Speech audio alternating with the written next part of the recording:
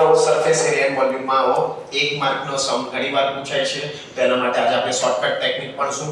If diameter of a circle is decreased by 40%, તો obviously diameter decrease થાય છે તો એરિયા પણ decrease થશે, વોલ્યુમ પણ decrease થશે. કેટલું decrease થશે તેના માટે આપણે એક શોર્ટકટ ફોર્મ્યુલા યાદ રાખવાની છે, a + b + ab upon 100.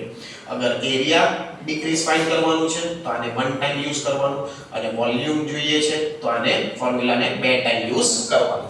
હવે ડિક્રીઝ છે તો એને પણ લેવાનું -40, b ને લેવાશું -40.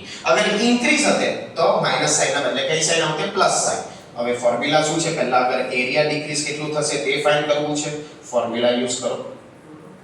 a કેટલું છે? -40, b કેટલું છે? -40, a -40, b -40 upon 100.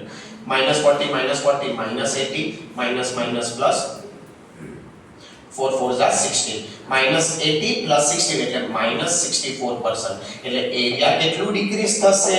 -64%. એટલે એરિયા પૂછે અહીંયા અટકી જાઓ.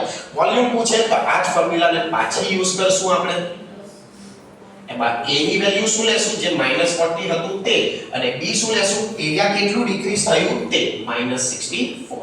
a ના બદલે -40, b ના બદલે -64, a ના બદલે -40, b ના બદલે -64 upon 100.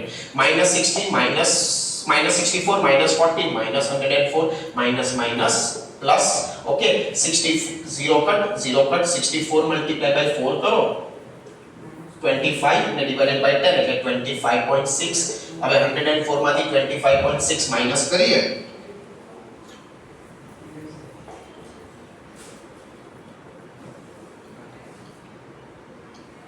તો તમારો આન્સર આવશે 78.4%, -78.4%. એટલે વોલ્યુમ તમારું આટલું ડિક્રીઝ થશે. સો આ મેથડનો યુઝ કરો ને આ ખાલી સર્કલ માટેની, સ્ફિયર હોય, ક્યુબ હોય, દરેકમાં તમને કામ આવશે. અને આ પર્ટિક્યુલર સમ તમારે જાતે સોલ્વ કરવાનો છે અને આન્સર તમારે કોમેન્ટમાં આપવાનો છે.